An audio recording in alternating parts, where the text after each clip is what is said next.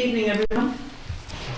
Welcome to the May 6th, 2024 Finance meeting. I acknowledge the Shianu and Sioux Nations on whose land we live, work, and play. This acknowledgement is only one small part of supporting Indigenous communities. And we continue each day to listen, learn, and act to support truth and reconciliation. Please be sure to have your cell phones off during the meeting. There are two meetings this evening, the finance meeting, followed by a council meeting, and there will be a public participation at each of those specific meetings. So committee, we have an agenda before us. There is one addition with a peak, which we will put at 2C, to do with the grant and aid presentations this evening. Is there anything else? Councillor Gray? Move adoption. Move adoption. Second by Mayor Little. All in favor? Carried, thank you. And presentations. So this evening we have Ione Smith from Upland Agricultural Consulting Limited and doing the introduction to the Metchosin Agricultural Area Plan and presenting us with a PowerPoint presentation.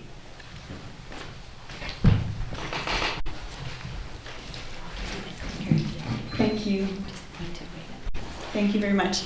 Good evening. Thank you for having me. I'm so happy to be back in Metchosin. It's a beautiful evening. I stopped to take some pictures because there was a beautiful rainbow.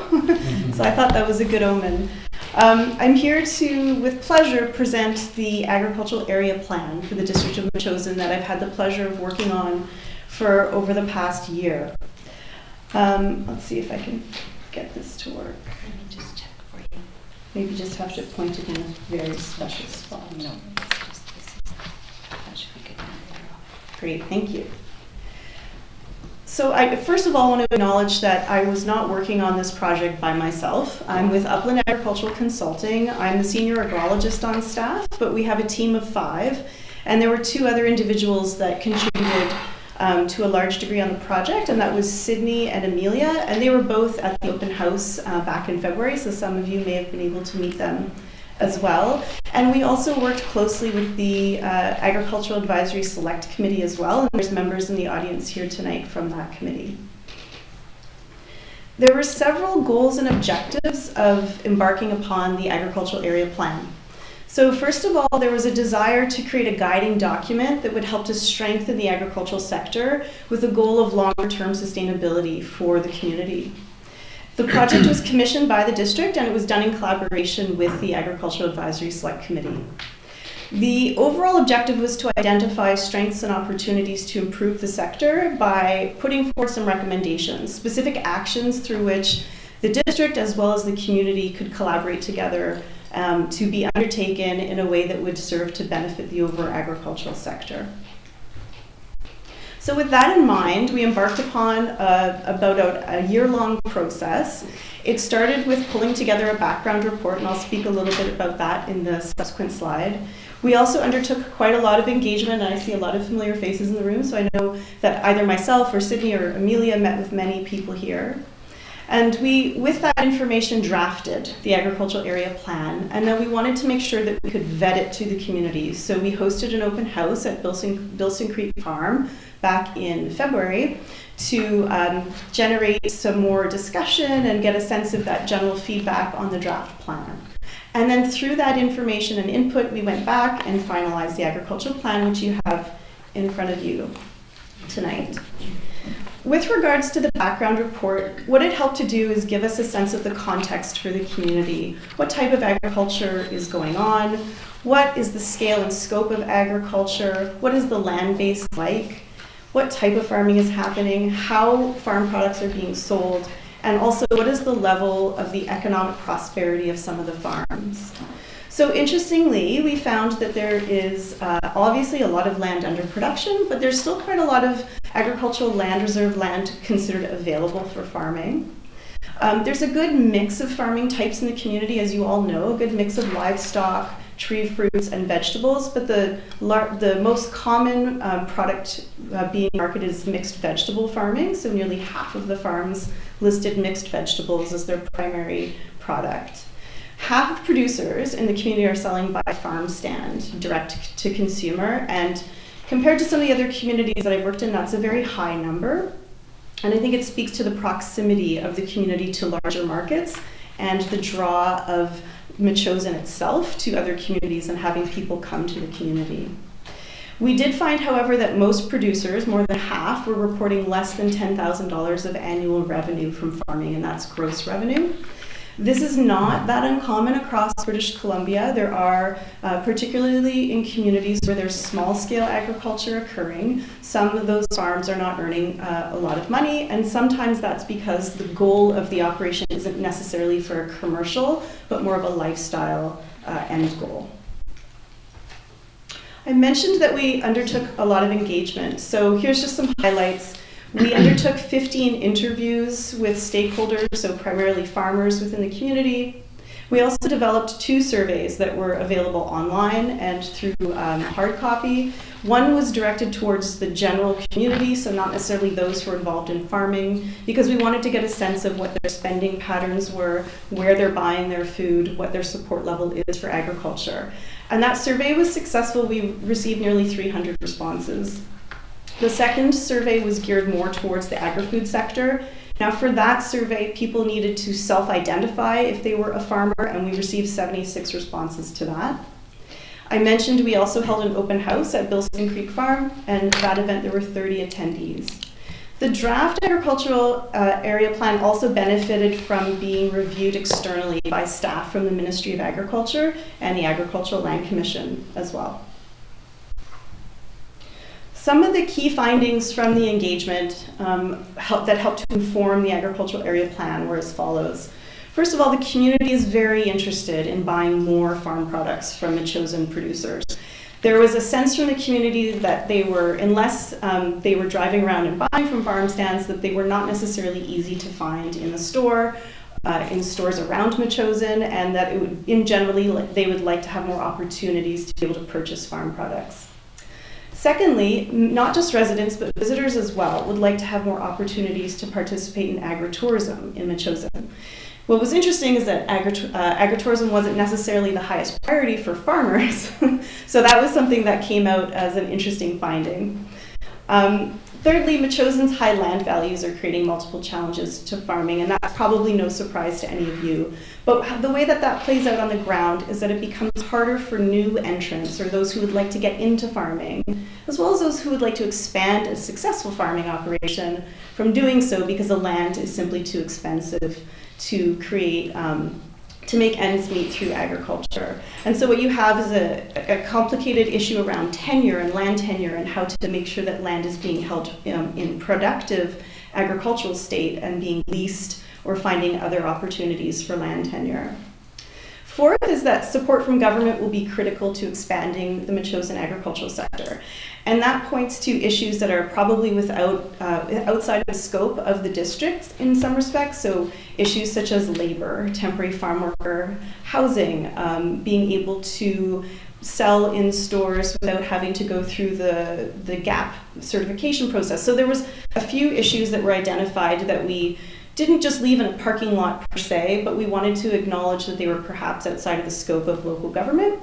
And that also includes climate change. So the fifth one there was that local agriculture has an important role to play in climate change adaptation, mitigation, and biodiversity, but at the same time it's being highly impacted by those effects as well.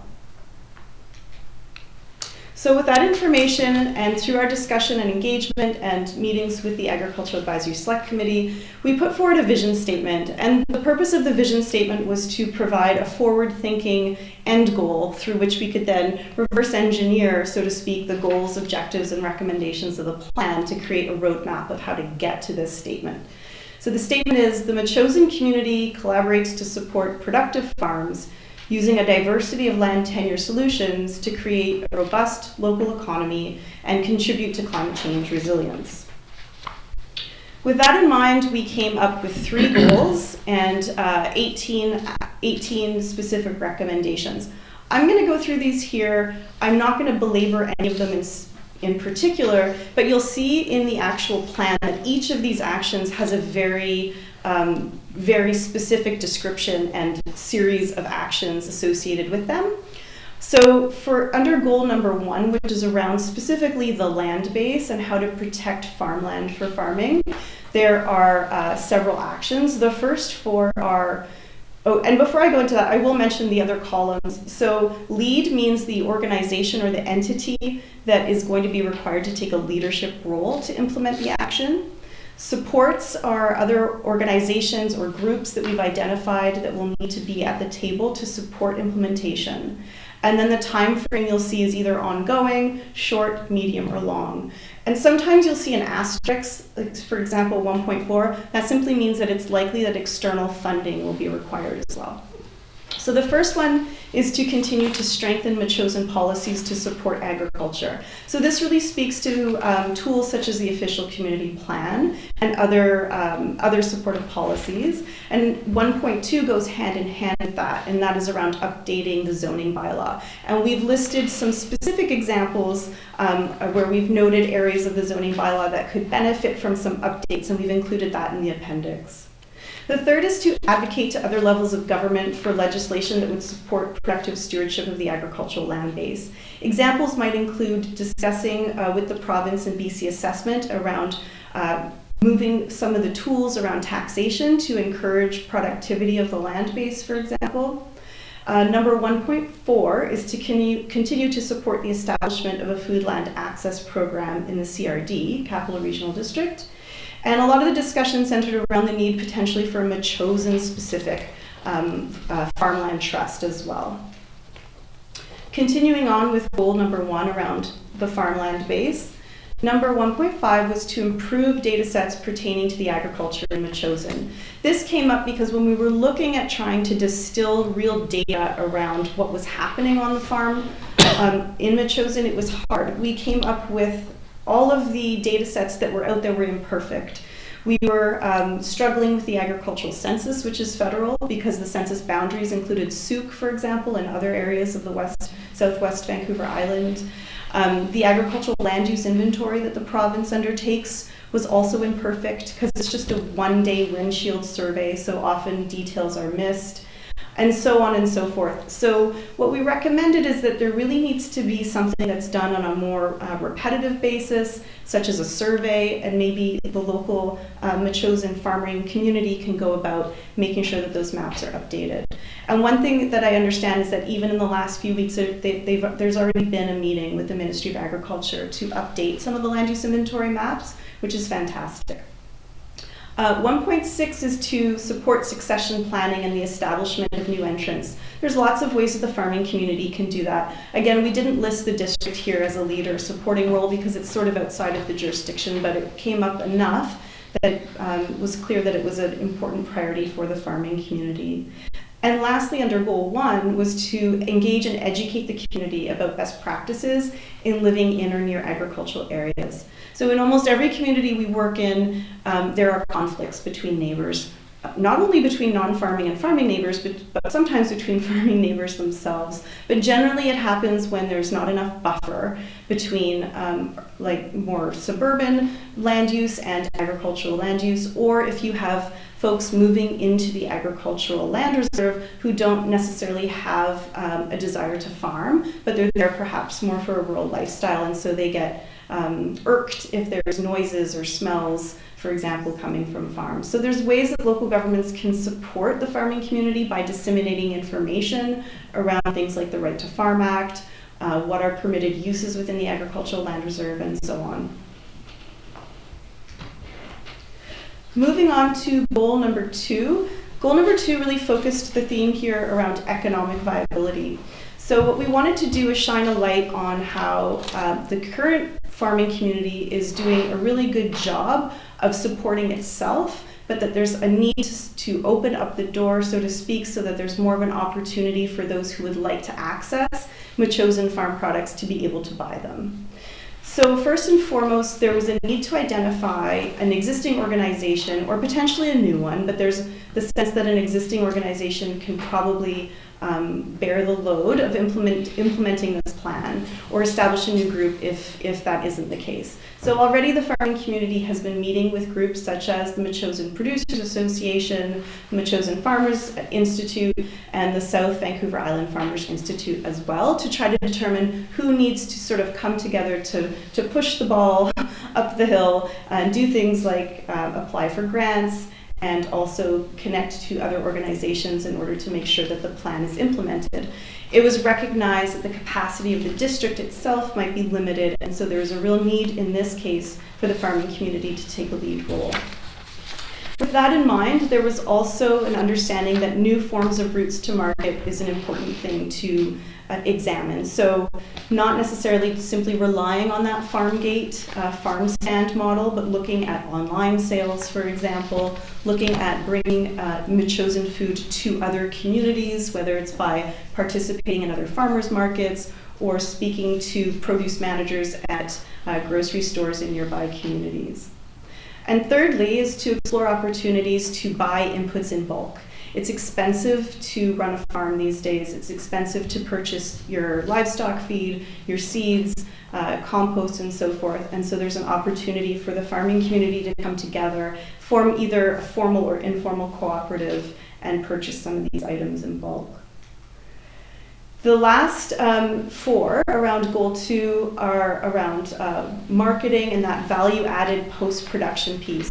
So there's a real interest in pushing forward with some early work that was done on marketing Metchosin farm products, working with Tourism Vancouver Island, by BC, for example, to come up with a marketing campaign. You'll see there's an asterisk there because additional funding is required. However, there's quite a lot of funding out there right now. So if the community can come together and determine what organization can lead an action like this, I believe that there would be an easy win right off the bat to do some of this work. There was also a recognition of the important role that post-production processing, such as meat processing, has had on the Metchosin farming community, and the desire to continue to support that, and also look at, for example, the South Island food hubs, opportunities to, again, look at how processing can be happening, not necessarily just on the farm, but in a collaborative manner as well. There's an interest and opportunity to showcase the cultural food history of the community. So the Sianu First Nation was provided copies of the agricultural plan in a draft form and provided some feedback around an interest in also working alongside the farming community to do this. And so I think that could work hand in hand with tourism as well. And so that's listed as a support. And then lastly, and this sort of aligns with the bulk buying cooperative ideas, looking at establishing an equipment or a tool sharing program. We've included some examples of some successful initiatives from other communities in the plan as well.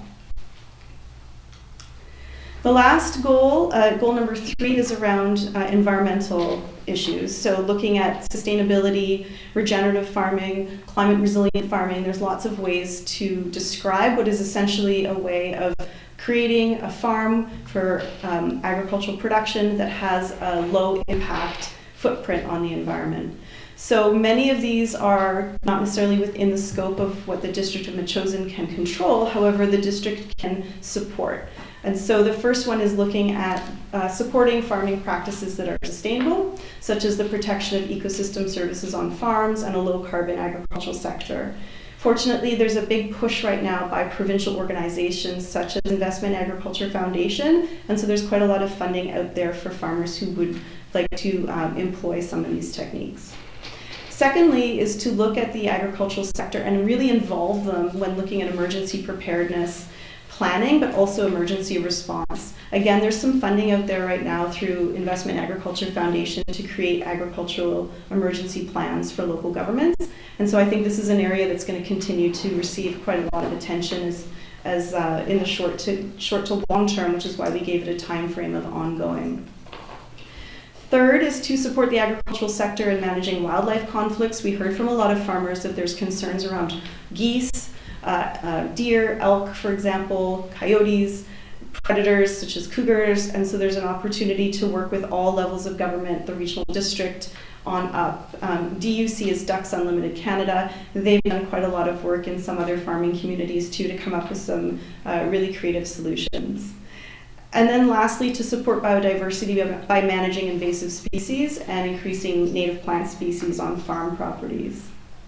So there you have the goals and the recommendations. And then we've also included about a dozen indicators to monitor the progress and the process of the plan itself. We really feel, having worked on dozens of agricultural plans now around the province, that they are less likely to sit on a shelf if you give it a report card through which it needs to be evaluated every year. And so I won't read these all off, but they really are indicators as to how the agricultural sector is growing, how it's moving, what direction it's going in, are some of the actions that have been identified in the plan happening on the ground, and if not, why not? What are the barriers that are in place to implementation? Do new parties need to come to the table to overcome some of those barriers, and so on and so forth. So that, with, pardon the pun, is the meat and potatoes of the agricultural area plan. I really wanted to thank the community, and if you'll indulge me for 1 second, Alexander Fletcher was unable to attend tonight, so he asked if I could say a few words with the hat on of the Agricultural Advisory Select Committee. He specifically wanted to thank those who participated and supported the agricultural plan throughout the process, and talk a bit about how he's hoping to develop a plan for bringing the community together to figure out what is the best entity to carry it forward. He specifically wanted to thank Mayor and Council, district staff, Sianu First Nation for receiving the plan and providing comments, Bilston Creek Farms for allowing the use of the barn for the community event, all members of the public who completed the community survey, and farmers who provided input and attended engagement events, and the agricultural committee members, Ministry of Agricultural staff, and anyone else who was involved. So thank you for that, and I'm here to answer any questions you might have. Thank you very much. Really appreciate that. It has been quite a comprehensive process, and I know myself, being part of that subcommittee and the Ag Committee, we all learned a lot about our community, the depth of it, and I think you shepherding us through these various different things, it was really helpful. It was great to have those surveys as well. They were quite well responded to. Committee, do you have any questions you'd like for Ione?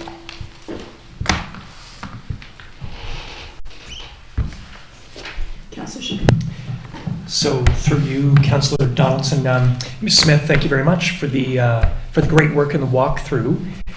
And I have to say just a few things that inspire me or got my attention. We've heard through a number of places the need for post-production processing. So the abattoir is often mentioned, but a juicing commercial kitchen as well. And I really loved the fact that with the actions, you identified the roles that various people would play. And it was comforting that the district and council, district through council was not on everyone. That's so right. there's a lot of emphasis on the farming community to see some of this through.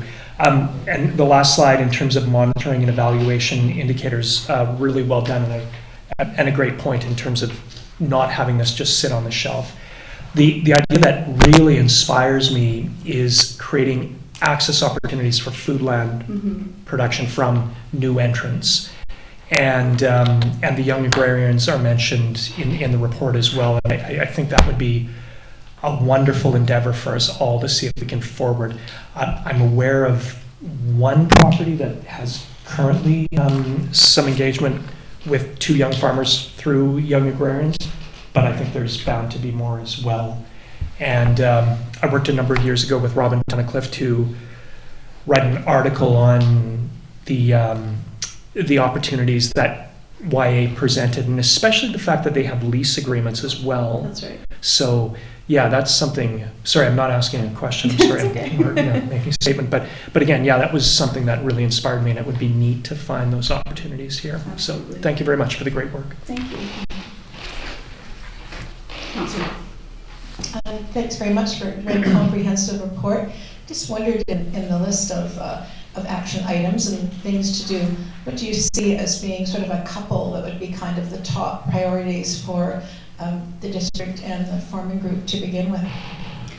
So in terms of the district's role as a leader, I really think having those updates to the official community plan and the zoning bylaw, things that are really within your wheelhouse, that can quickly and fairly simply align with some of the other initiatives that are happening, for example, at the provincial level through the new ALR use regulations, would be something that I would really recommend happen fairly swiftly.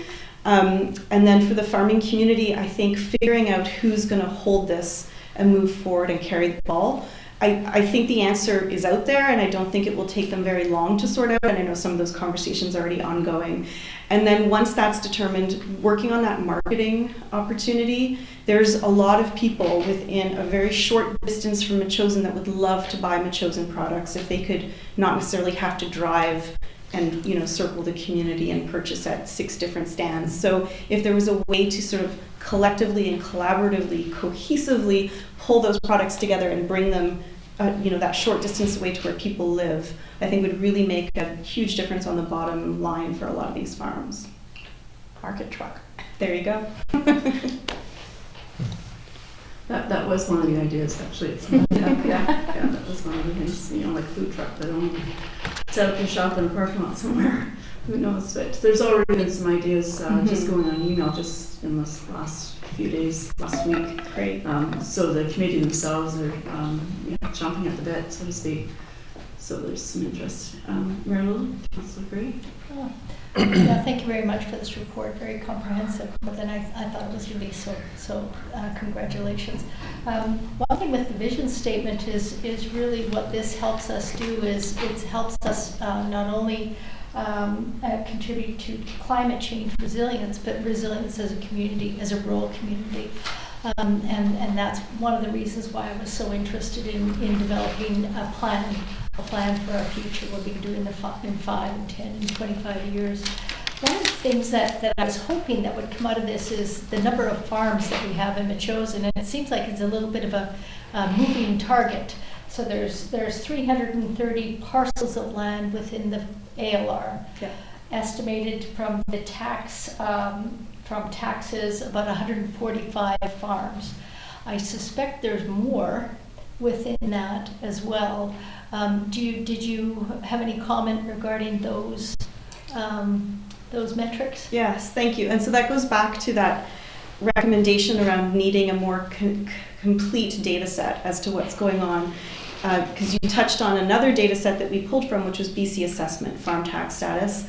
And as you noted, it's likely incomplete because there's likely people out there producing food that just haven't, or producing agricultural products that haven't applied for farm tax status.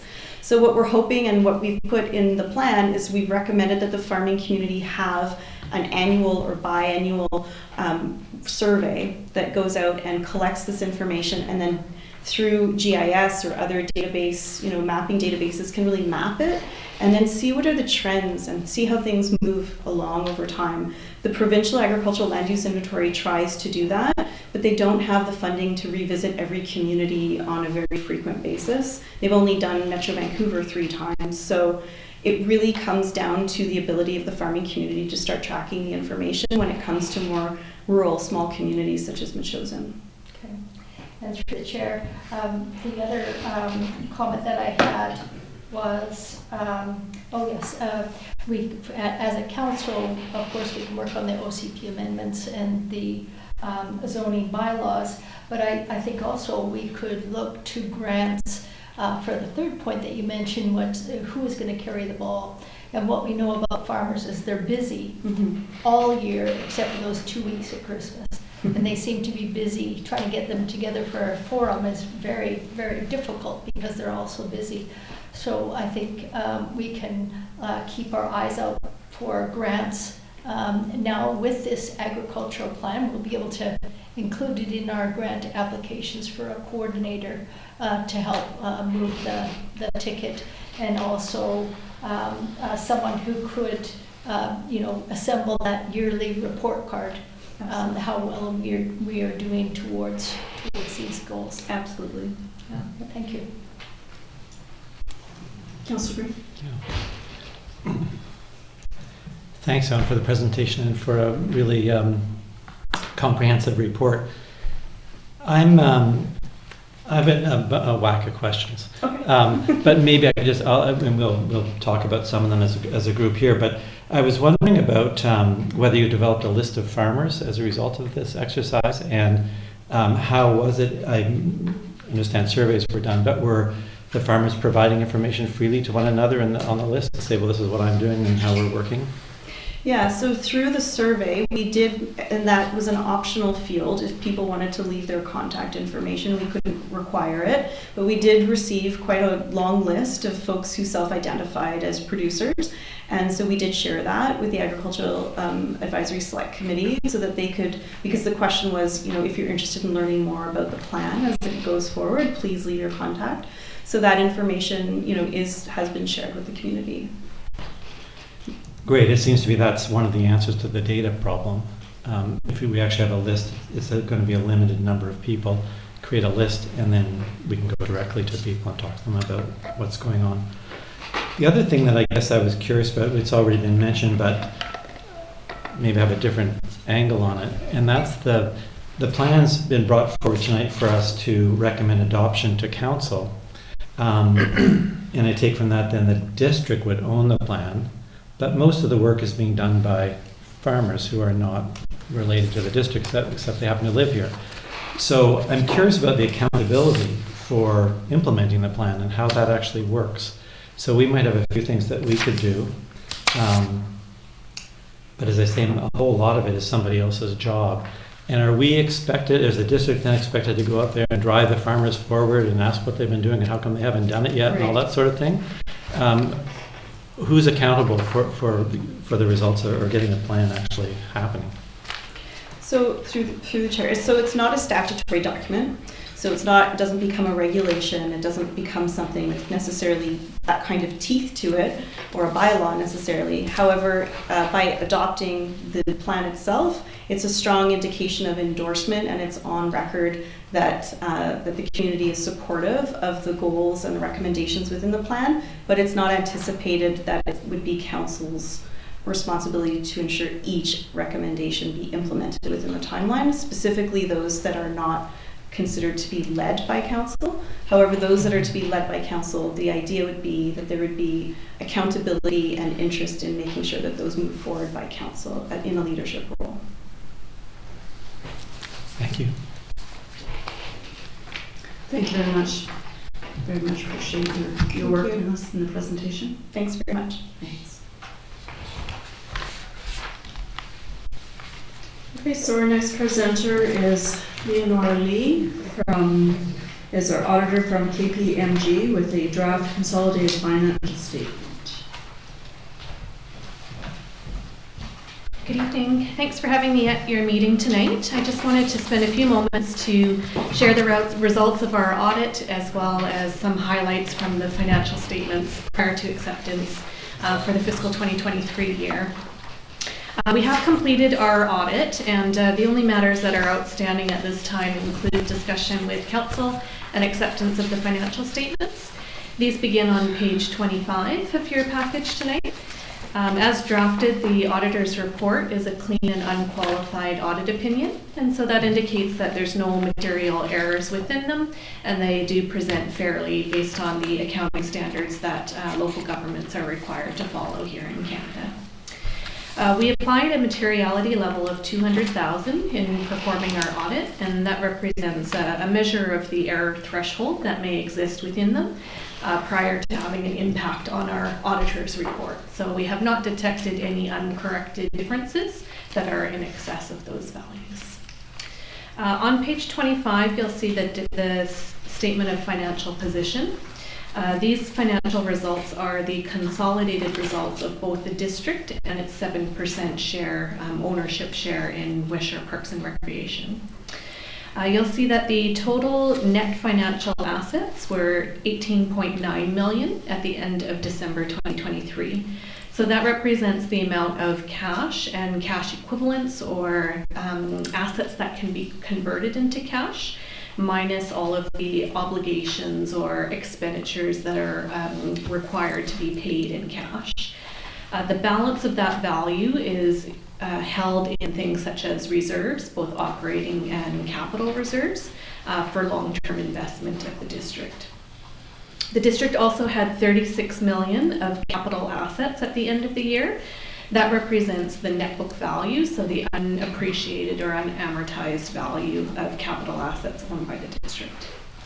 The accumulated surplus at the end of the year was 55 million, and that represents a total of both capital assets as well as reserves on hand. In terms of some of the highlights that have occurred in 2023, in March of 2023, the Growing Communities Fund grant from the province of BC was received, and for the district that amounted to 2.4 million. So that resulted in an increase in cash and cash equivalents because it's unspent at the end of the year, and it also resulted in revenue in the 2023 fiscal year. There was also some activity with the renovation of the school, and at the end of the year there was a grant application and grant amounts owing for costs that had been incurred. That was about 800,000 at the end of the year. In terms of liabilities or amounts owing by the district, there were some grants that had been collected but not yet fully expended at the end of 2023. So those will be brought into income in 2024 or once the funds have been fully expended. One of the new liabilities this year was called asset retirement obligations. That is 280,000. That represents the estimated cost of future remediation that will take place when buildings primarily are taken out of service, and predominantly that value represents the estimated cost of lead remediation. So as the district incurs the cost, that liability will decrease over time. For capital assets, as mentioned, the school site had a number of renovations. There was 3 main sections of roads that had some work attached and patching attached to it that resulted in an increase. Overall, about 1.8 million of additions and 1.5 million of amortization expense. The statement of operations, the next page, shows the revenues and expenses for the year and an annual surplus of 4.6 million. Again, that annual surplus includes 2.4 million of Growing Communities Fund that has not yet been spent at the end of the year, and that's been placed into reserve. That was the largest changing factor in revenues and expenses in 2023. The rest of the revenues and expenses are fairly stable, as well as annual surplus excluding that amount. On the revenue front, a couple of other items that were reflected in 2023 include an increase in interest income. As interest rates increased, so did the district's earnings on its reserve funds, and so that resulted in about 600,000 of additional revenue. There was also revenue and expense of the same amount for services provided for wildfire response. More than last year, and you'll see that in other revenue, a total of 744,000 compared to 200,000 last year. On the expenses front, nothing particularly unusual or one-time. The district staff under the collective agreement have a step increase each year, and so that was incorporated into salaries and benefits. There is continuing costs with the policing agreement that is reflected as a full year of costs in 2023. Again, I mentioned the wildfire response also had a flow through of expenses that increased expenses this year. And lastly, there was a number of grants that were received, and as the district did the work required of the grant, it had expenses that were reflected in 2023 as well. The last item I wanted to mention and draw your attention to is on page 40 of your package. And this shows the accumulated surplus of the district. So it shows the various reserve funds that are in place, as well as both operating and equity and capital assets. So of the total 55 million at the end of the year, the majority of that is already placed into reserve and set aside for things such as capital replacement reserves, renovations to various buildings as they reach the end of their useful life. There's also a number of operating reserves. So that includes things such as tax stabilization, the climate action grants that have been received, as well as some reserves for policing phase-in as those costs increase over time. So you'll see that most of the accumulated surplus has been spoken for in these financial statements, that the unrestricted or the actual operating funds that haven't already been put into a reserve is about 1.7 million. So that amount decreased a little bit from a year-over-year basis, and it's primarily from investing in the district, placing money into other reserves. And that represents about 20% of annual expenses. So that's really your true contingency. If there were something to go awry with revenues, you'd have about 2 to 3 months in the unrestricted operating reserve to adjust and adapt to the needs at hand. Those were the highlights of the statements that I wanted to touch on. Wanted to express our appreciation to staff for all of the assistance in conducting the audit. Happy to take any questions. Thank you very much. Really, any questions? Very good. Thank you very much, Ms. Lee, for your presentation and for the audit, and to your colleagues as well. At the very beginning, you mentioned that this was a clean and unqualified audit. I was wondering if you could just expand on that for the residents that are here this evening and for my colleagues at the table. Sure. At the conclusion of our audit, we prepare an audit opinion, and it indicates whether or not these financial statements are in accordance with, do they comply with the rules that the local governments are required to follow, or are there any errors that have not already been adjusted for within them. So a clean and unqualified opinion is the ideal position that you want as an organization, and it indicates that there's no uncorrected differences that would have a significant impact on the decision making or to any of the users and readers of the statements. Okay, thank you. And a second question? Yeah. Regarding our reserves, what is your position or your opinion regarding, are they where they should be, or should we be enhancing them and readjusting them at the end of the budgeting season, or what is your suggestions for reserves? Yeah, for reserves, I would say, it very much depends on the view of council and what you want to do and what your position is on, are you comfortable taking on debt if you need to? If you had no reserves to draw upon, if there was a large unexpected capital or operating draw, you would need to take on debt. So that would be an important factor in determining the level of reserves. The more reserves, the less likely you require debt. The less reserves, the more potentially you could draw on debt for large unexpected activities. And then I think the other piece that goes alongside is, as part of your financial planning process, there's a very rigorous process in place to time out, when does your capital require replacement, and how is that going to be funded? Is it going to be from savings that you put into reserves each year, or is it going to be all at that particular time? So I think the financial planning process is also a good opportunity to look at how future large expenditures and even day-to-day will be funded, and how that compares to the level of reserves on hand. Okay, thank you very much. That's great. Did you have a question? Anybody else? Councillor Shaken. Just thank you. I just want to follow up on Mayor Little's question. And Ms. Lee, is it fair to say, through the work that you've done, that our accounting and overall financial practices are sound, and that council and the community should have confidence in them? Is that a fair statement?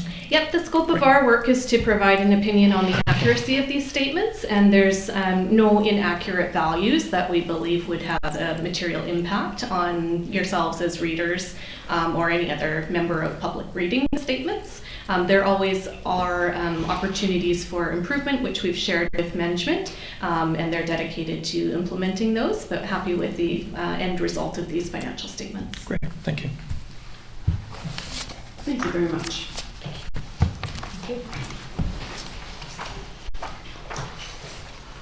Okay, so the next part of our agenda is the 2024 grant and aid presentations. We have 5 minutes for each speaker. And the first group that is on our list is the Juan Lacrosse Association. Hello, my name is Jessica Lejeune and I'm with the Wonderful Lacrosse Association. I'd like to thank Mayor Little and the Council for welcoming me this evening to be able to speak about the grant and aid request. I myself am not a resident of Metchosin, but I have been a kindergarten teacher at Westmont Montessori School for 14 years, and I understand the uniqueness of Metchosin, appreciate the beauty of the land, and the true specialness of the community members that we have around us today. We are a non-profit youth sports association. We offer spring box lacrosse and fall field lacrosse to youth, boys and girls aged 5 to 17 years old in the West Shore. We have now 400 plus registered players for our 2024 box lacrosse season. We had 220 players in our fall field lacrosse last season. Our volunteer coaches and managers average 75 plus hours per session direct contact with youth in the West Shore. Our organization is dedicated to promoting and developing the sport of lacrosse in the community, providing valuable recreational opportunities for youth, and fostering a sense of teamwork, discipline, and sportsmanship. We have approximately 40 children that are residents of Metchosin that are registered within our association. We are requesting funding from the District of Metchosin to help offset some of the costs of operations not paid for by registration fees. As our association continues to grow, we have costs this season that are not covered by registration, such as jerseys, goaltender gear, and items that are lent out to players and then returned to us at the end of the season. We need to purchase more jerseys this season to cover all of our players, which is approximately $2,000 cost.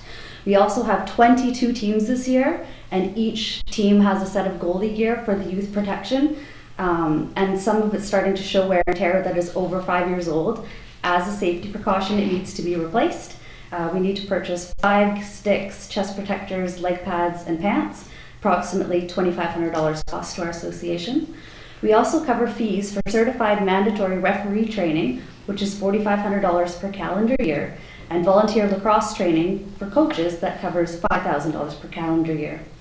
We also host 6 or more community tri lacrosse for free events, and the facility rentals are direct cost to our association. Our association's mandate is to include all youth in our catchment area to teach the skills and the rules of lacrosse. We pride ourselves in bringing local youth together, fostering the love for Canada's national summer sport, the fastest game on 2 feet, promoting the benefits of physical activity, helping them make friends, and teaching lifelong teamwork skills. We are currently making great efforts to grow the game of female-only box and field lacrosse too, which is really big right now, inclusion of women in sport. In 2023, we trained 17 new coaches and 9 referees for the female-specific rules, which was a cost at $2,600 to our association. We have seen significant growth and 171% increase in female registrations. We are passionate volunteers that try to lead more lacrosse for free events for team, and we hope to increase the frequency of these events to expose our reach to as many girls in the West Shore as possible. One project we're really excited about this year is we have booked to host a BC Sixes female tournament. So Six is a brand new version of lacrosse where it's box lacrosse, but it's played on a field. It will be the new featured 2028 Olympic sport, and it's the fastest growing NCAA sport in North America. Many of our players also attend the Field Lacrosse Academy at Royal Bay, the Boys Academy, and the Female Only Academy, and it's one of the biggest in BC. They are also hopeful for university scholarships and all the efforts we try to help the athletes reach their goals. If you have any questions through the chair. Thank you. Thank you very much. I was quite impressed with your report, the fact that there was so much passion with your volunteer group, the parents, and having been in 2 different youth groups myself, organizations, that's kind of where it starts, and to foster the love of sport or any kind of youth movement where children are included and they get that sense of belonging and build some confidence and friends. I applaud you all for that. And thank you for explaining what Sixes is, because I was kind of curious. Brand new sport. Yeah, absolutely. And I had no idea there was Lacrosse Academy in the school, so this is good news as well. Any questions from the committee? Mary? Thanks, Jessica, for your presentation and your application. So you mentioned that you have 171% increase in girl participation. What does that amount to? How many girls? We had 38 registered in the box lacrosse season for this year, and it was up from 14 players last year. Oh, that's great. Yeah. And then do they play mixed teams, or they're girls only teams? They're girls only team, and they, out of their own pocket, pay for travel to go to the mainland every other weekend. Wow. Wow, that's incredible. Yeah, we've traveled to Nanaimo. There's a huge women's lacrosse development in Nanaimo. It's absolutely exploding up there. So we go to Nanaimo one weekend and then the mainland the other weekend. Wow, that's costly. Thank you. Anyone else? Thanks. Thank you very much. Thank you. So the next group will be the Fuca Performing Arts Center Society, please. Good evening, Madam Chair, Council, nice to see you again. Judith Cullington, President of the Fuca Performing Arts Centre Society, and as you all know, we are the group working to build a community-oriented arts and culture centre in the West Shore area. And thank you for your very generous contribution last year of $300. As you know, we put that towards our accessibility and inclusion study, and I had the opportunity to present some of the outcomes to you just recently. Our work for this year is focusing in three important areas. One is with the help of the Intermunicipal Committee, your representative, Councillor Abb. We're working to determine and secure the best location, looking at funding models, looking at operating models, and also looking at kind of who the building partners would be as a part of that project. Our second major focus is outreach to the arts community. So we're working to kind of really systematically reach out to all of the arts and cultural groups across the region, really learning more about, specifically for each of them, they're interested in participating in the centre. Our third focus is outreach to the public, and as a part of our work this year, we're going to be doing joining a series of events in all of the communities around the West Shore, including, of course, Metchosin. So we're going to be collaborating with local artists to try and shine a spotlight on their work, because there's so much talent in this region. It's fabulous. That means, of course, that our workload is expanding. Our board members put in over 500 hours of volunteer work last year, and we know that we're going to be doing that and more again this year. So to address some of that, we are hiring, in fact we have actually already hired, a part-time outreach coordinator, fabulous young woman. We've submitted an application to Victoria Foundation to cover the bulk of the funding of hiring her, waiting on hearing that. But we also submitted grant and aid requests to all of the West Shore municipalities, and I'm pleased to say that to date we have confirmed funding from Langford, View Royal, Colwood and Highlands for a total of $6,300, and that's what's enabled us to get this young woman started. So our request to Metchosin for $300 is a small but important part of that, and we would be absolutely delighted and very appreciative if you were able to support us again this year. Thank you. Happy to answer questions. Thank you. I just have one question. I did read somewhere in your package about working with the CRD Arts. Have we been able to get grants from them as well? We can't get funds directly through CRD Arts because what they fund is sort of, performances and activities, and mostly that's not the kind of work that we're doing, so we don't qualify. Okay. But we keep looking to see if there's opportunities out there. We have also put in an application to the BC Gaming to support some of the outreach events that we're doing. So we're trying to kind of understand and access the appropriate grants where we can. Okay. Thank you. Committee, anyone have questions? Thank you. Thank you. Thanks, it's good to see you. Thank you. Okay, so the Royal Canadian Legion was not able to come this evening due to medical issue. So I'd like to ask for the South Island Farmers Institute, Katie Underwood, please.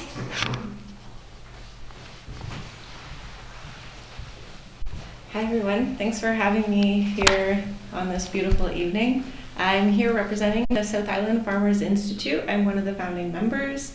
And what makes the South Island Farmers Institute and Farmers Institutes in general really special is we are not a charity, we're not a nonprofit, but we're actually an organization that is able to speak directly to the Ministry of Agriculture and ask for things that we particularly need in order to be able to grow food for our community. And so the South Island Farmers Institute was established on July 16th of 2023. So far we have 80 members, and they span from anywhere from North Saanich out to Fuca. We even have a couple members in Nanaimo that really wanted to join us. And so one of the big things that our members advocated for and told us that they wanted was farmer education. And so what we really have found throughout our community is that there are so many fantastic producers that know so much. And there's a lot of people that have been growing for quite some time and are so knowledgeable and have knowledge to be able to pass on to new and emerging farmers like myself. And so we were graciously passed the baton from CR Fair, the Capital Regional Food Initiatives Roundtable, to host Farmer to Farmer once again on the South Island, which is an annual conference that brings together producers from all aspects to share, learn together, network with one another. And what makes us really excited about hosting Farmer to Farmer, which we had this past February, is that it now involves a whole week. We can't fit everything in one day, so what we do is we have one big conference day, and then we travel out and do field trips at different farms. And so we were really fortunate to be able to host one at Uminami Farm in Metchosin this year. And we talked about small-scale machine maintenance there. We did one about ponds and dugouts in North Saanich, grafting in Central Saanich, and they're really scattered around. And we recognize that there's a great deal of talent, farmers out in the West Shore, and so we really would appreciate some funding to be able to continue to support those producers out in Metchosin, if that means either bringing some folks from the peninsula out to the West Shore or vice versa, and supporting those that want to be able to come in perhaps for the conference day. It just really helps people get together, create friendships, have conversations right away. It's an astonishing group of people. We've gained so much traction, and with the support of council, community, and just private funding too, it's been really fantastic. So we want to keep running with the ball. We want to keep celebrating West Shore producers. There's so much land here, there's so much potential, so we really want to celebrate that and celebrate the producers that are doing great things out here. Happy to answer any questions that you may have. Probably skipped over a few things. Thanks, Katie. I just wanted to say that I really enjoyed the conference. There was a lot of work that went into that. I did report back to council about that. I spoke just briefly on our ag plan, but there were a lot of great breakout sessions in the main convention hall. There was a lot of really interesting resources there for farmers. And the Sustainer series, which you didn't actually mention, It's a couple times came to Metchosin, or Metchosin farmers went to Saanich. So it's nice to see that it's not just one community, it is truly South Island. And I spoke a couple of times to some of the people from Up Island, so it's, there are no borders. We do have a region of food to grow and to promote, this healthy way of living. So I appreciate you coming tonight and being available. Anybody at the table the committee like to have a question or two? Just, Councillor Donaldson, it sounds like you can answer this question, but when is the conference? What time of year is it? And where is the day one for that? So typically? the day conference we have held at the Saanich Fairgrounds. They graciously offer us a pretty good deal on the day. We're hoping to host it January 23rd this year. And please come. Please, everybody, please come. Unfortunately, I didn't make it to the field trips. It was on my calendar, but all the moving parts didn't allow for it. But perhaps next year. And if not, then certainly you can volunteer in some part of it. So it was great. And your group is doing, there's a lot of energy, but there's, like you say, your resources are limited. So good for you for what you've accomplished in a short period of time and not quite at your first year yet. So. I know, it's pretty exciting. Yeah. Any other questions from the committee? No? Okay. Thank you. Lovely. Thank you for your time. Thanks. Okay, so could I ask somebody from Wildwise, please, to present? Welcome. Hello, thank you, Mayor and Council. My name is Molly Cameron. I am the president of Wildwise. As you know, Wildwise is an educational society that promotes peaceful coexistence with wildlife through knowledge and understanding. Wild animals are an integral part of our community's biodiversity and ecosystem health.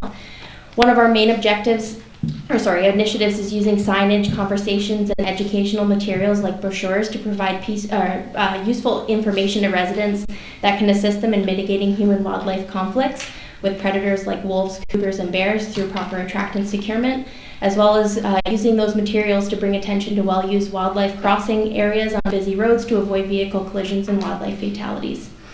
Additionally, we do community and school presentations about our local wildlife to inspire respect and understanding. We assist with marine mammal rescue through transportation of orphaned, sick, or injured harbor seals and molting elephant seals that require assistance to protect them from public interference. Though our focus may seem catered to predators and marine mammals, we provide education and information about all of our wild neighbors. We are proud to maintain a working relationship with the BC Conservation Officer Service to ensure that education is the first step in addressing conflicts to avoid potential issues escalating and ultimately animals losing their lives. We all have a role to play in coexistence, and Wildwise is happy to be a voice for animals that are unable to speak for themselves. Animals incapable of advising the public that they are unable to distinguish between natural and non-natural foods, and that without providing opportunities to access non-natural food sources, we contribute to the safety and longevity of those animals. Wildwise holds the understanding that not everybody understands how they may impact wildlife, and oftentimes people move to the community without any prior experiences with wildlife, meaning education is one of the keys to coexistence. We are asking for your financial assistance today as a completely volunteer-run organization to assist with the cost of educational materials used to serve the community. We would be unable to do the meaningful work that we are so passionate about without the support of municipalities we serve. We are immensely grateful for your consideration and aspire to continue serving the Metchosin community and all of its wild inhabitants. Any questions? Thank you. Your education campaign is definitely being effective, I think, in our community. As fewer and fewer people are, I think it's self-regulated now. If somebody leaves a garbage out, they're told pretty quick by the neighbors not to do that with bears and, well, in my neighborhood it seems to be ravens. For the ones that aren't contained as well, but certainly education is helpful, and I think we're going to be speaking with you again in the near future, but you did do a presentation slideshow, which was also very informative, so thank you for coming this evening. Is there anyone on the committee that have any questions for Ms. Cameron? Thank you. Mayor Lil? Oh, just a quick question. When I think I was talking to Councillor Shukin about this, as you go into Souk, there is a sign that is in the shape of a bear saying, "Welcome to Bear Country," or something like that. Did you have a part in playing with that? I think there was another one on the Saanich Peninsula that said, "Welcome to Bear and Cougar Country. If you're uncomfortable with this, the next ferry leaves in 2 hours," or something like that. The Saanich Peninsula sign was not us, but the main crossing sign or the main sign in Souk was facilitated by Wildwise. Yes. Okay. We would love to see more permanent signage in communities. We might want to think about that for Metchosin. So I do have one question. So I do see signs out on different boulevards and that when there has been a sighting, just to bring awareness to neighbors. Do you put signage anywhere on, say, the Galpin Goose Trail as a linear trail that goes through several communities in the West Shore? We don't have permission to have materials on CRD designated trails or parks. Okay. Yeah, but we do coordinate with them if there is an issue. We advise them, and then whatever they do with that information from there is within their jurisdiction. Okay, Yeah. thank you. It was a question posed to me just recently. Yeah. People are welcome to contact us, and we can forward that along to CRD, no problem. Oh, that'd be Yeah, great. yeah. Great. Okay, Awesome. thank you very much. Thank you. Thanks. Okay, and we do have some written submissions from some other individuals. Crisis Intervention and Public Information Society of Greater Victoria, which is now called NEED 2. It's the Suicide Prevention, Education and Support for young people. That's what this particular application is for. Access West Shore Society did send in, we have a pink here somewhere, which is also in your package. Oh, here it is. I'll read that for them. It's very short. They've now registered as a society and changed their name, so they do have some in their package. It does say about expenses for setting up a website, etc. But what they're asking for here is a grant for $250, which would be applied towards 3 to 4 music in the park events in the summer or autumn. It eliminates barriers allowing people with disabilities and seniors to attend. Access West Shore Society, which is their new name, will cover accessible transportation such as a handy dart, bus pass, or accessible taxis within reasonable kilometers so that people can attend these community events. We will also give each person who has RSVP $15 each to be able to get a reimbursement for lunch, specifically because many of them do have dietary restrictions. It also helps them to purchase a lunch from a charity, a Legion, or a food truck that is on site at some of these places. These events have been very popular in the past 5 years and allows people with disabilities and seniors to be able to connect with other community members, not feel isolated, and enjoy the physical and mental health benefits of listening to great music. We also hope to be able to have one of our music events at the Metchosin Community House, but this has not yet been confirmed. And this was written to us by Marnie Essery, who is the president of the Access West Shore Society. Another organization, Mental Health Society of Greater Victoria, is applying for a grant. Prince Edward branch of the Royal Canadian Legion, Reimagine West Shore Community Society, and that's all we have. Any further comments from the committee on the grant and aid application? This will come together again at the June 3rd meeting, I think, or early June, for final decisions. So thank you to everybody who did apply. This point of the meeting is for public participation. If there's anyone in the community that would like to speak, please state your name and the street in which you live. Go ahead. Patty Whitehouse, Rocky Point Road. I want to speak strongly in favor of providing a grant and aid to the NEED 2 Suicide Prevention Society. For many years, from the time that I moved to Metchosin and also when I was in Highlands, NEED 2 came to councils and gave a personal presentation. That hasn't happened for several years. So council members may not know about or may need to be reminded of the importance of the work that this organization does. I was a volunteer with its predecessor, the NEED Crisis Line, for a number of years, a long time ago, and have followed the succession. The youth suicide is a serious issue everywhere, including in our region. The NEED 2 Society does a number of things to address that concern. They provide education in schools so that staff and the youth at risk peers know how to recognize the signs that somebody is needing help and approach them in a way that can encourage them to look for help. They provide the actual training in school workshops, and they also provide the crisis support chat line, where anybody who recognizes it or wants to, not necessarily seek help, but to seek support is able to do that at no charge and with a caring, supportive person to listen to them. It's an important service. It's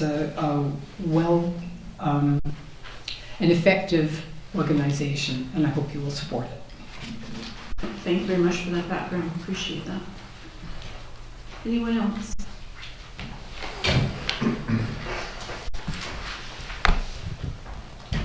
Thank you. Brent Donaldson, Chalice Court. I won't repeat what Patty said, but I support her. I know those folks have come to council many times over the years, and certainly I think we need to support our youth that have crisis.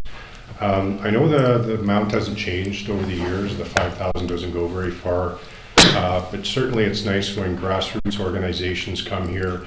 I'd certainly like to see them, it's not going to happen tonight, but certainly get some token of our recognition and the funding point of view. I know the farmer, I did that a few years ago, farmer to farmer. I was a speaker at that. Our kids didn't play lacrosse, but they played soccer involved with scouting. So certainly the youth organizations, I know there's not a lot of money to go around, but certainly it'd be nice to see everyone that applied that have a worthy case that they do receive some funding. Thank you. Thank you. Anybody else like to speak? Okay, seeing none, we'll move on to adoption of the minutes on page 19.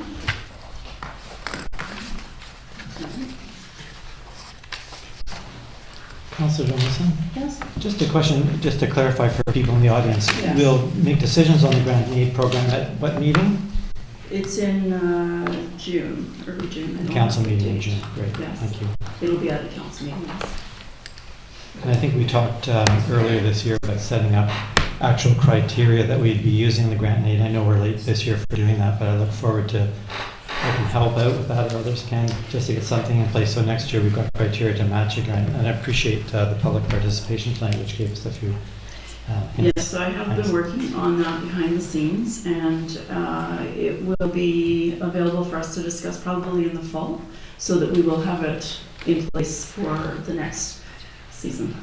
Thanks much. I thought you also sent out an email about some criteria. That's just a guideline. That is not formal because we don't have that as a policy. Right, So but those are just an informal guideline to use.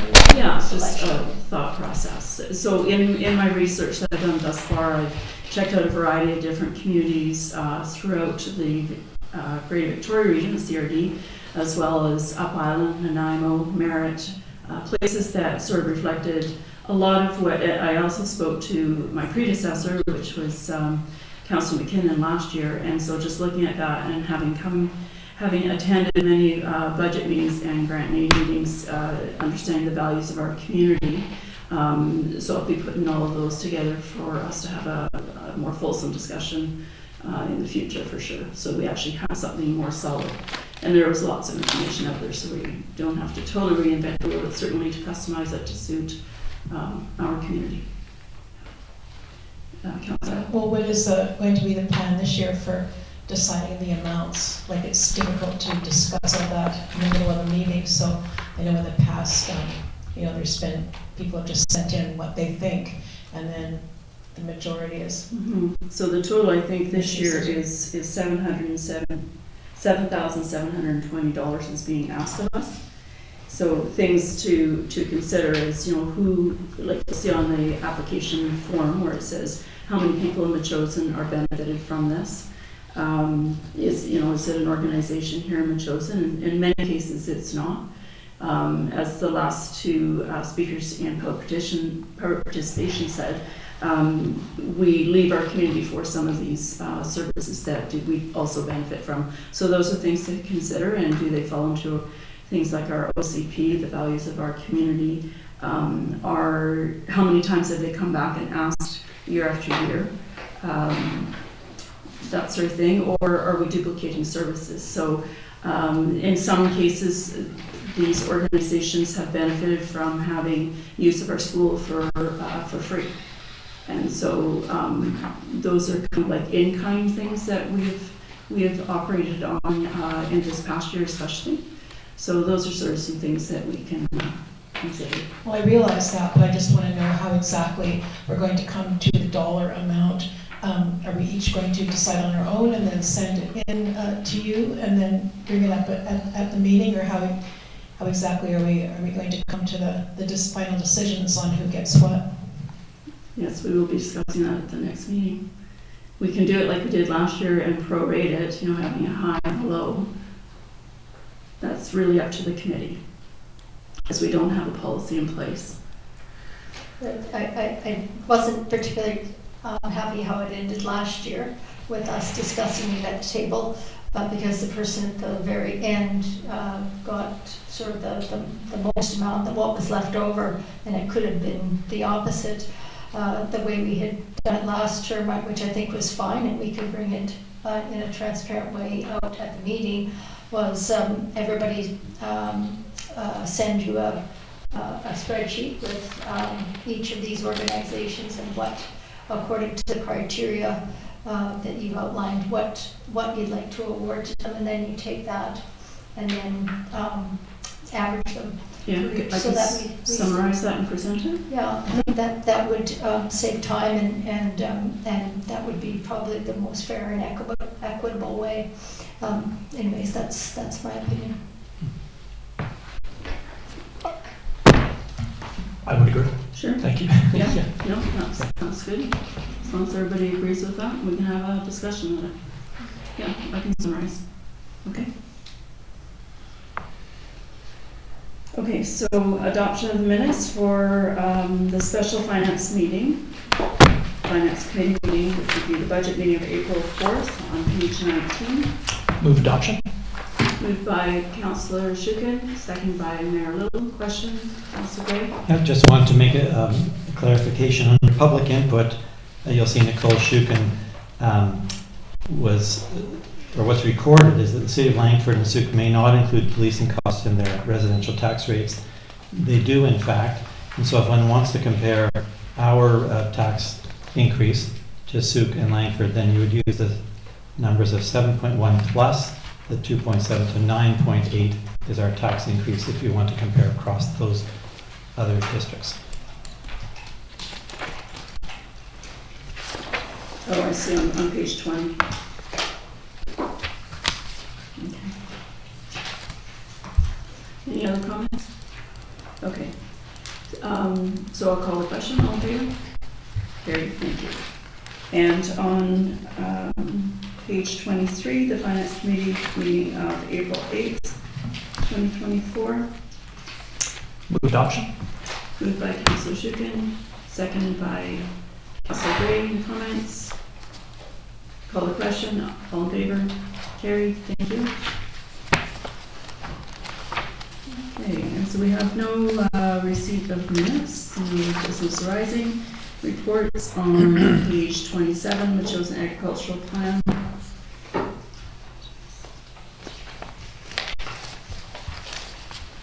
Okay, so we have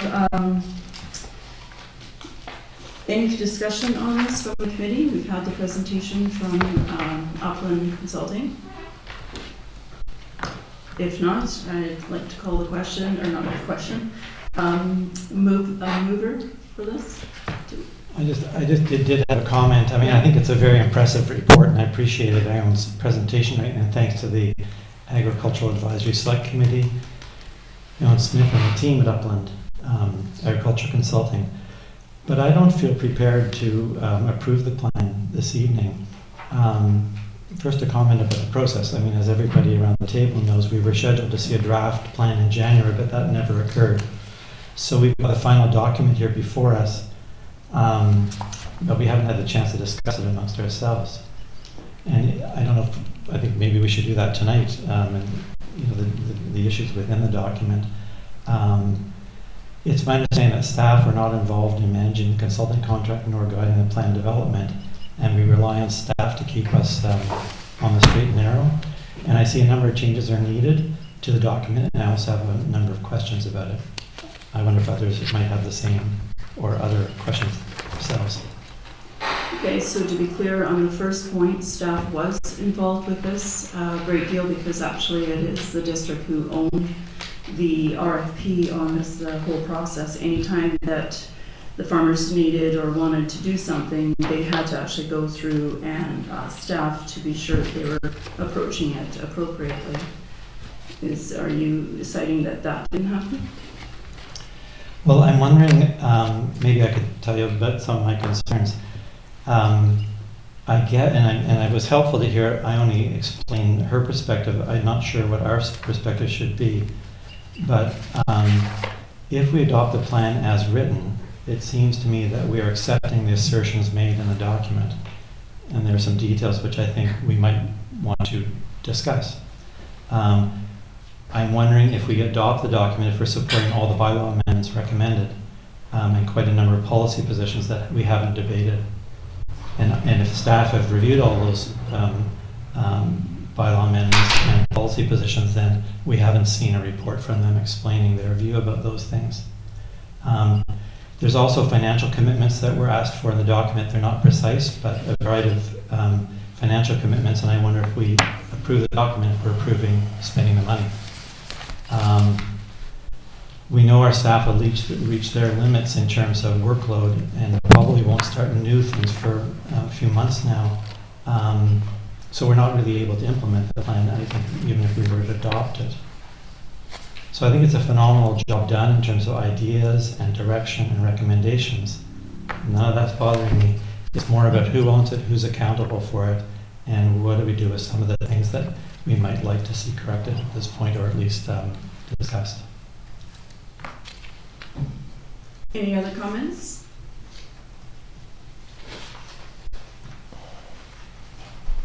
Sorry, just one moment. Sorry. Well, maybe I could ask Mayor Little, do you think the zoning bylaw amendments in Appendix 1 are things that we would pursue, all of them? I don't know if we pursue all of them. I think they're worth discussing with staff and taking recommendations from our CAO. I'm actually not sure. I mean, we own the document for sure. We paid for it. The district of Metchosin paid for it. By adopting this plan, does it mean that we agree with all the recommendations? I don't know. Actually, I don't. We adopt the plan. I don't think we do. I'm unsure about that. I'd have to get some guidance from our CAO regarding that, and I'll ask him in a minute. But there is a number of accountabilities here that are not District of Metchosin driven.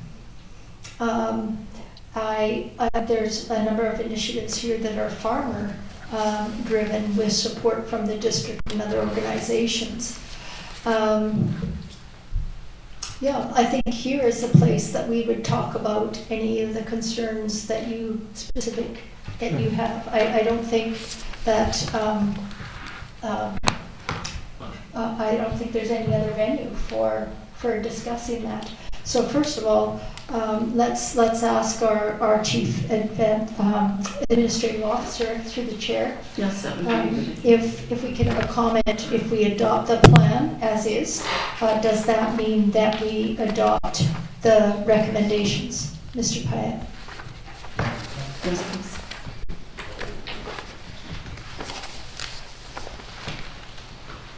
Maybe I could clarify that I'm thinking many times we receive documents because we're not adopting them, or receive minutes and we say we're receiving them, they'll be adopted elsewhere because we're not the body to do that. In this case, there's a lot of material in here, and I'm not sure that council would agree with a lot of it, so that's what I'm wondering.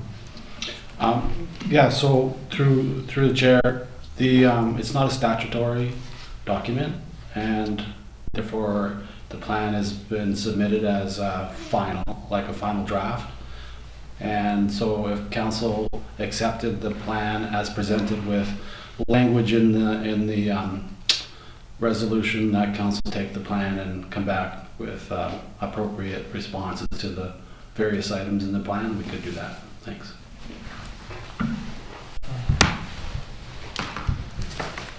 That's a big help for me. I guess maybe I can give you a simple example. With the very first sentence, the district of Metchosin is located in the southernmost tip of Vancouver Island on the unceded territory of the Sienna First Nation. So we're on the territory of the Sienna First Nation, Songhees, and Suk. So things like that, I think it would just be a point of making some of the edits to make sure that we are accurate and not we're playing a good role. There's lots of language about reconciliation in the document, or about working together with Shannon, but I think we want to recognize the territory that we're on. But I don't know if it's your desire tonight to go through the document line by line and look at those things, or how to tackle it. To the mayor's point, it's why I asked Ione about the question about, we have a thin role here in terms of some of the actions, and much is being to be done by other people. But if we adopt it, then it seems to me we have a responsibility to implement it, or to do something with it beyond looking at it on the shelf. I'll give you an example. The key finding number 2 is about promoting agritourism, but the text reads, there's a disconnect between what potential customers might want and what farmers are currently willing to provide. And the action list suggests developing agritourism strategy. That doesn't make sense to me. If people aren't interested in doing it, why would we be driving them to do it? I have other examples. How do we tackle that question of who is implementing it if it isn't to be us? I have to say, I've just seen the document over the weekend and that, so I don't have the experience that maybe others have who've been working on it. Councillor Fuca, did you have a comment? Yeah, thank you, Councillor Donaldson. In terms of being on the hook for what's in here, if we adopt the plan in practical sense, we're not. Because each of these things, if we go to review, update the OCP, that's a whole process unto itself, and we will learn from that. I think what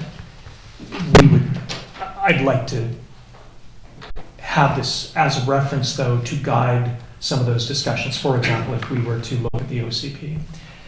And I think from the goals that I see, looking at some of the things that make my eyes go wide, they're sufficiently broad that I'm not concerned about having to be on the hook for big changes. I'm subject to your thoughts, Councillor Donaldson. I'm prepared to adopt the plan today and move to the next step with this. Yeah, so I see this plan as a guiding document, one that can be worked with between the district, the council, and the advisory select committee, which has more expertise at the table than probably we have at this table, and that's the partnership that we have. And I'm comfortable with what the CAO is saying about not, the level of obligation. If there are some things that need to be improved, perhaps. We hired a company to put this together, who are professionals, and they consulted with both the Agriculture Committee staff and the Agricultural Subcommittee on this. It's gone through numerous times, and I'm not saying that there are no errors. Meryl, did you have a comment to add to that? I saw that you had your hand up. Yeah, I wanted to address the agritourism comment. At the agricultural forum a couple of years ago, it was clear that in the room there was appetite from some farmers that were very interested in agritourism and were relying on agritourism to bring a substantial amount of money into their operations so they could do farming. And then there were other farmers that had zero interest in agritourism. And I actually thought that was the beauty of the Metchosin community, we're not a cookie cutter. We've got farmers that want to do agritourism, some that are already doing our agritourism, and some who just want to produce leafy green vegetables and fruit. And I think that's the beauty of the community is we can support whichever one. So it's not that there was zero interested in agritourism. There was just very definite camps that some wanted to promote and have an agritourism farm, and others didn't. But what I'm concerned about is I found a couple of errors, and I think they should be corrected since we found them. And hearing that Councillor Gray would like to have some more time for discussion with us along this. perhaps he could send his comments to you, and then some of those questions or some comments and some of my corrections can be made. And then after that, we can come back, and I think it's a good point that Councillor Schuken and the CAO made, that this is not a statutory document. I see this as a tool. It's a tool, and if we decide not to use the tool, it'll sit on the shelf. I prefer it not to be there because I think there's some nuggets in here that will eventually help us stay rural. And that's all of us committed to that in the election. Not many people had any ideas of how we were going to stay rural, but I think this is one of the components. And in implementing this plan, I didn't fight hard for $40,000 just to have the plan sit on the shelf. And so I think it'll be great for us to peruse around, find a grant for that coordinator position to help move the needle, move the dial on this. That's what I would recommend anyways, is to gather input on corrections, Okay. and make those corrections and bring it back. Okay. Councillor Ed, would you like to make a motion to that effect? Do you agree with that? No, I mean, I'm just reflecting on what we heard from our, Mr. Payette. And that seemed to be another route to take, is to accept the document. And then as the staff take it to implement it, they'll come to us and ask us, do we approve this or do we approve that? I think we have to be, though, straight up with our community, that we just don't have a lot of people to focus on this and work through. And like the idea of an OCP, you know, opening the OCP to change it, to do things, or even to bring in a zoning. The list of bylaws that we have now are probably going to take us through the end of the term. So I feel like I want to be honest about what we're doing, have integrity with it, and not say, well, yeah, we'll adopt this, and then say, oh, actually, can't do a lot of it or don't have the resources to. So I'm just wanting to give it the full consideration. I'm not trying to slow it down at all. I'm more just like, how do we actually work with it? So I see, I mean, so that's where I'm at. I could certainly provide some commentary. It's an enormous document. It's got a lot of value here. I'm not knocking it. I'm more trying to figure out where's the place where's our role versus the farmers per se. So for the moment, let me look at my note here.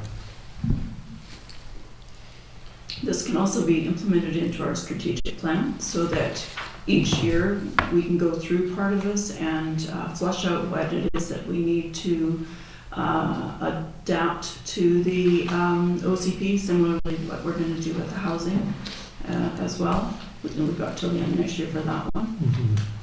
Well, I mean, I'll just give another simple example, which is the changes for the BC assessment. You know, on page 1, and there's a whole lot of information there, and I have to say I don't understand it.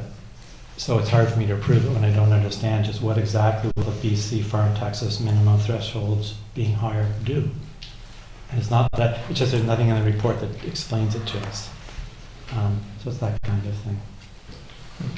Councillor Ed? I just wondered, can we not just recommend that the committee refer the Metchosin Agriculture Area Plan to council, period?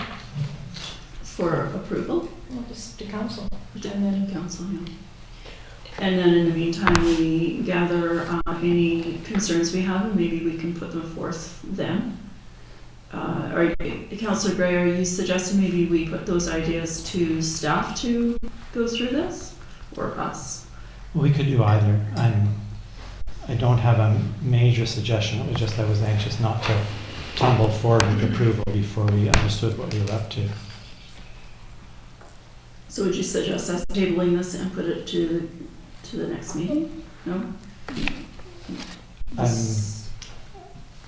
The next, we have only, go ahead. It sounds like there are some corrections and maybe a few revisions or questions. Mm-hmm. So I wonder if the plan ahead is really to just send those corrections to you. Council's ideas are corrections to you for a subsequent draft. Now, whether that draft goes to council, as Councillor Epp is suggesting it comes back here. My own sense is I don't believe there's much to gain by meditating too long in the document. I think there's actions that we can begin to push ahead here. So, yeah, I would move that that council submit any edits, corrections, or comments to Councillor Donaldson for a subsequent draft that would be provided to council. Okay. So moved. And a second?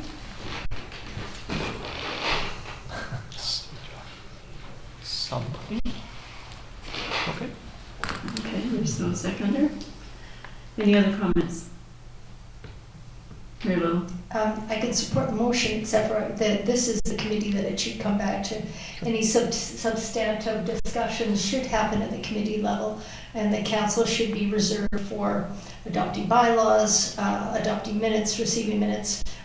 So the discussions should be at the committee level. So if you want to make a motion again for this to come back to this committee, I would support it. Okay. I would move that that this committee provide its edits, comments, and questions to Councillor Donaldson for a further draft that would come back to the Finance and Agriculture Committee. So moved. I'll second it.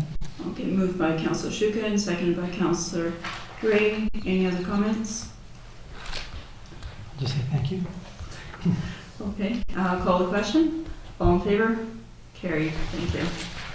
Okay.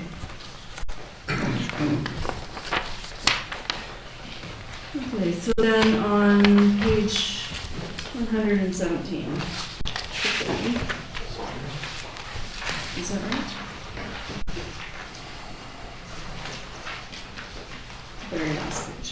Okay, so just a quick summary of the my councilor's update. Finance, the budget is finished, and we look forward to the quarterly reports. The next budget season is probably going to start a little bit earlier because we're going to be not much shorter and sweeter and succinct. The Great Victoria Public Library, I was actually nominated and voted in as vice chair of their finance committee. And from now until the end of summer, the Finance Committee and the Policy and Planning Committees will meet, and they'll meet throughout the summer, so I have some work ahead of me there. Agriculture Advisory Select Committee. Farmers Market will be opening up on May 12th, which is next Sunday, which is also Mother's Day. I put an article into the news recently about roadside stands. There'll be a follow-up article to that. There was a slight error in there.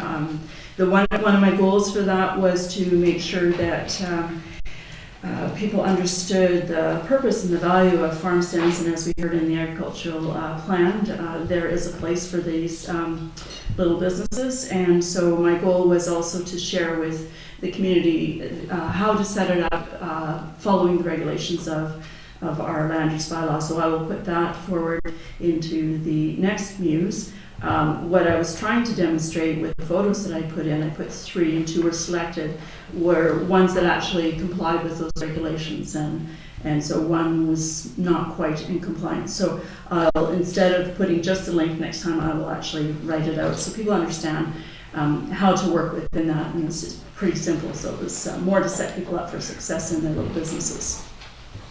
Fuca water, bless you. We had our final water presentation about a week ago here in the chambers. We had a speaker from CRD Water come out and talk to us about the logistics, the costs of piped water, trucked in bulk water, and bulk water stations. So a lot of dialogue. We opened it up to the floor after that presentation. We also had a resident in the community bring their truck that is outfitted with a tank to be able to refill his cistern. So this is one of the options. So we're going to be looking at more of what those sorts of things are. I have a meeting with the commission tomorrow, so I'm hoping to learn more about that and report back. The mayor and I have been working on that a little bit, just to explore what would work best for there's about 25% of our residents are on wells, and each year those wells are being compromised with climate change, urban development. I got a really upset resident the other day near the bufferlands. There was huge blasts, no maps for those blasts, and concerned about their wells. So it's throughout our community, but these are things that we have to that we're facing in our community because there's no development and there's no BCC plans and costs and stuff like that. So there's a lot of logistics to consider. So I'll continue working on that. West Shore Parks and Recreation. Langford Tennis Club is looking for a new home. They're just under 100 years old. Originally had started on Claude Road. They came and did a presentation, and so they may be one of our new partners down at the rec center. We'll see what happens in the next, well, by the end of the year, I'm hoping we'll learn more about that. Access West Shore is planning a wheelchair basketball game or demonstration at May 29th at Spencer Middle School from 7 to 8:30. And this is in recognition of Accessibility Awareness Week, which is between May 26th and June 1st. So you're all welcome to come out and watch. And I'm hoping to have firsthand at playing basketball in a wheelchair, which should be more hilarious than it will be achievable, who knows. So with that, there is no other business, and I would ask for a motion to adjourn to the finance meeting, please. Moved by Councillor Gray, seconded by Mayor Little.